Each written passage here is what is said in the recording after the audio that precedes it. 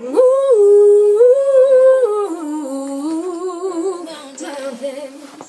guys, okay, so today is a very fun day for me. Today we're going to be doing a Q&A. I was going to try and do a Q&A with my fingers, but it turns out not so easy. I asked you guys on Twitter if you had any questions you wanted to ask me because it's been a while since I've done a Q&A. Guys, you came through. If your question didn't get into the video, don't you worry about it, love, because I am going to be saving some that I couldn't fit in because the video would be too long, and I will move them over to another Q&A. So I will eventually answer all of your questions. Thank you so much if you sent one. Just a bit.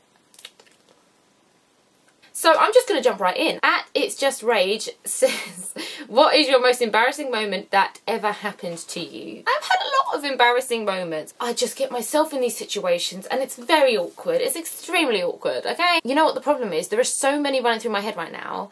I'm struggling to pick one. What I'm going to do is, instead of just giving you one embarrassing moment, I'm just going to name a few, okay? Here we go. I fell on the floor in the middle of Times Square and nearly got myself killed. I've fallen in a pond. I've fallen downstairs. I've tucked my school skirt into my knickers when I came out of the bathroom, which I'm sure everybody did at some point.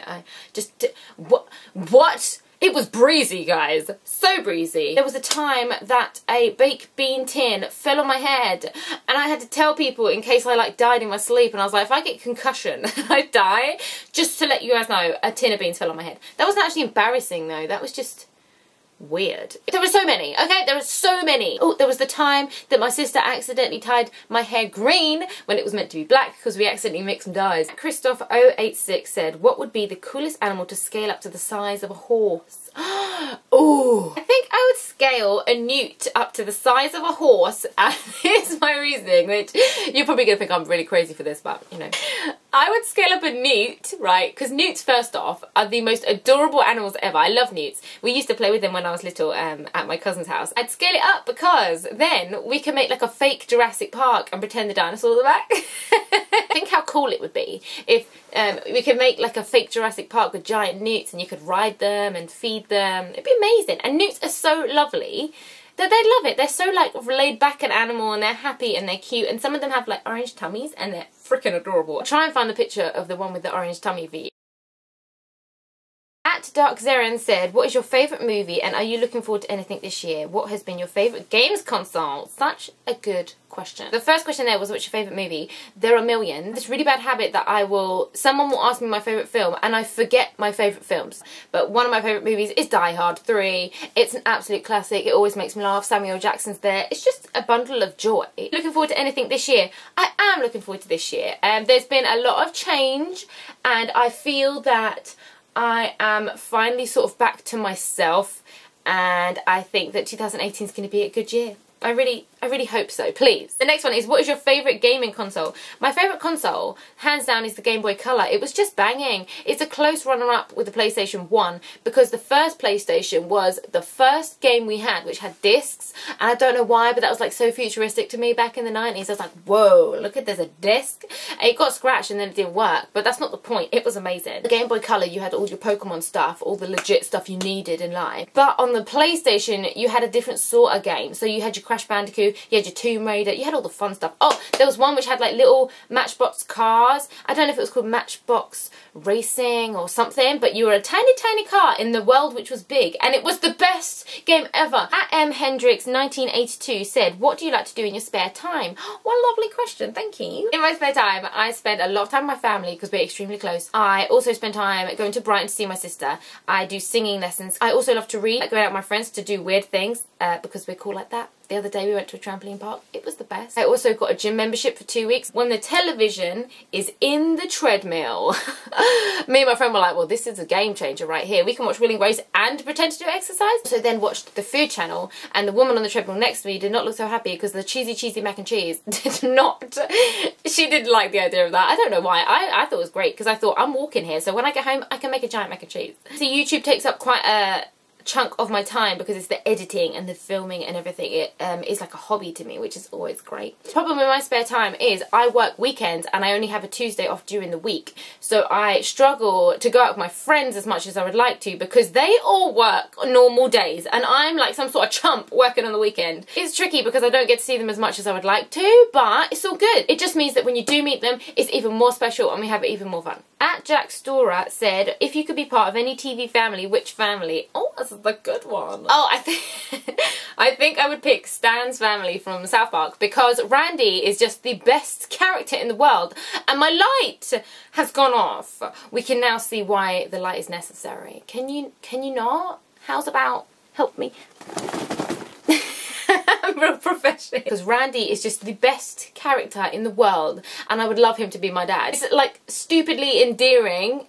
I just freaking love Randy and I would like to be in their household just to witness what the heck he's gonna do next. I just want... Whoa! What is wrong with me today? Oh my gosh. Oh, this is a lovely angle for you. I'm so sorry. @_as_lovely said, what do you like about being on YouTube?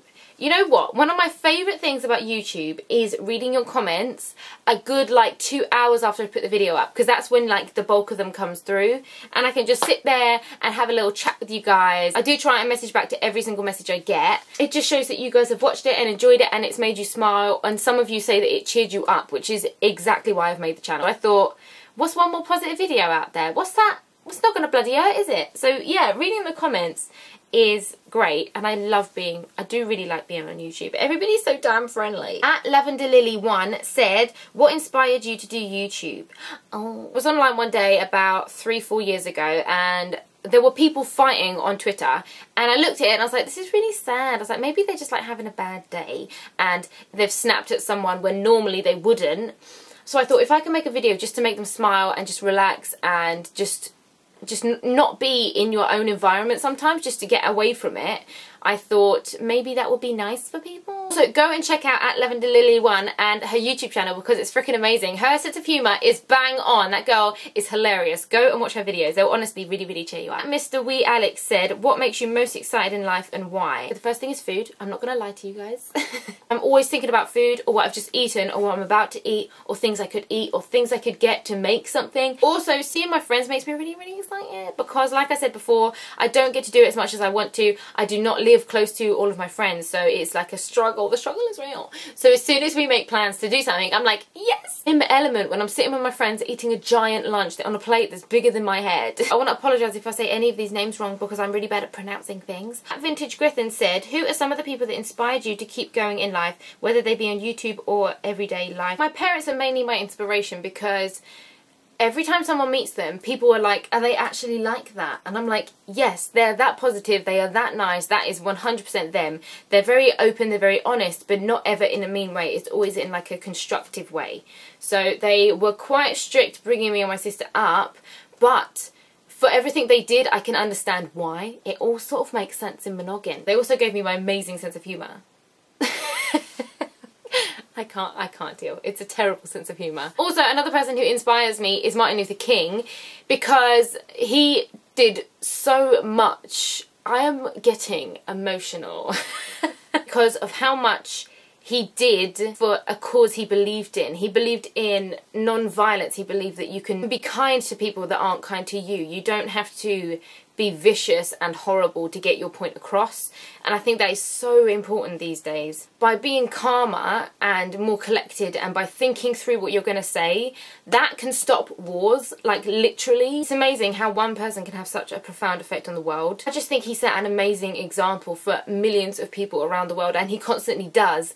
Even though he's not around anymore, his legacy lives on through everything he did. To have someone who could stay calm in a situation like that is an amazing thing. So I always think, I can stay calm through anything. What's the point of getting angry? It's taught me that there's no positives from being angry. There's no positives from being vicious or hurting people physically or verbally. There's no gain from it. There's no point. Absolutely blows my mind when you think about everything that man did. Oldstock87 said, what is the one thing in your life that you would change, or what is your biggest wish in life? you know what, I am not the sort of person that would go around changing things about life, because I feel that without all the crappy stuff, without all the rubbish you have to go through, you don't become the person you are. So let's just put up with all these things, that's fine.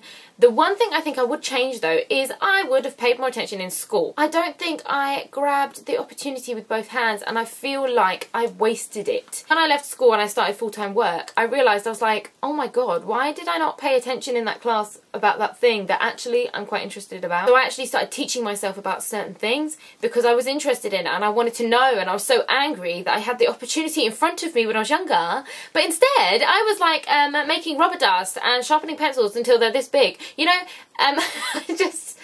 I'm so annoyed with myself that I wasted an opportunity where I feel like I could have got more out of it. So if you're still in school, I know at the time you're like, I don't really care, it's not really for me, I'm not really into learning. But honestly, 10 years down the line, you'll look back and you'll be like, crap, actually, that's quite interesting. So literally, I now sit down and watch documentaries on stuff to learn more just about the world and what happened and why and how things link together. I'm just so interested in it all. I just feel that you can never learn too much. You've got nothing to lose. My biggest wish in life is just to be genuinely fully happy. That's it, guys. I ain't asking for so much. I don't need a lottery win. It's not about that. At Chanel Cube said, when will you be visiting the United States of America? I freaking love the US of A. I have like a really strong bond with America. I've been 3 times and I just love it. In New York, I found myself feeling extremely calm. It's very weird because it had like a London-esque vibe to it, but it was different. There was something different about it and it just completely relaxed me. It was really, really strange because you'd think in like a built-up crazy city, you'd be a bit like, ugh. But I was so at home. Like, I would happily move to New York if I had the funds. I would happily move to New York. Fingers crossed, in the next sort of maybe 2-3 years, I will be back. I'm coming back, guys. You can't get rid of me. At Daniel is the way one said, what would your parents have named you if you were the opposite gender? Right. I asked my mum about this. I actually didn't know the answer, so it was quite interesting. So thank you so much for this, Daniel. My mum said I would have been either Elliot or Peter. And I was like, I'm happy with Elliot, you know? I'm happy with Elliot. Elliot can be a boy's and a girl's name too. So I was like, hey, maybe it'll be Elliot for a while. Apparently, I didn't actually have a name for 3 to 4 weeks because they couldn't think of a name that matched me and they only had like lists of boys' names. They just called me Elliot. It just would have worked. Or Peter. I'm fine with Peter. Call me Peter. Peter the Bee actually has a really good ring to it. At Acting Real Life 211, by the way, also check out her channel. It's absolutely amazing. Always makes me smile. She says, if you could go to any country in the world, where would you go and why? Is Japan, and the reason is, I am absolutely fascinated by the culture, by the food, by the people, by the landmarks. Everything there is so different and out of my world. I want to go and see it. I don't know what it is, but there's something about me in Japan. We just have a thing. We have a thing going on. Next, at Julie Blueberry, also an amazing YouTube channel. Go and check it out. I'll put it below for you. Said, if you could have any Pokemon as a pet, what would it be and why? Julie, this question is absolutely banging. I'll be honest with you, love. I love this question so much. So yeah, I could be that person and say Ditto, because Ditto could transform into any Pokemon. So, you know.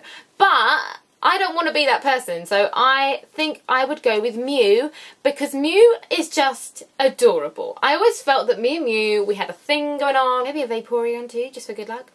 Maybe. I don't know. I'm going to end the video there, but I have so many more questions. But what I'm going to do is I'm going to save the questions I have not answered, and I'm going to do another Q&A in a few weeks' time. Do not forget to hit the subscribe button, because I have a competition coming up. It's when I hit 2,000 subscribers. Fingers crossed it'll be soon. Who bloody knows? Thank you so much for watching. I hope you're having a lovely day, and I'll see you all soon. Bye.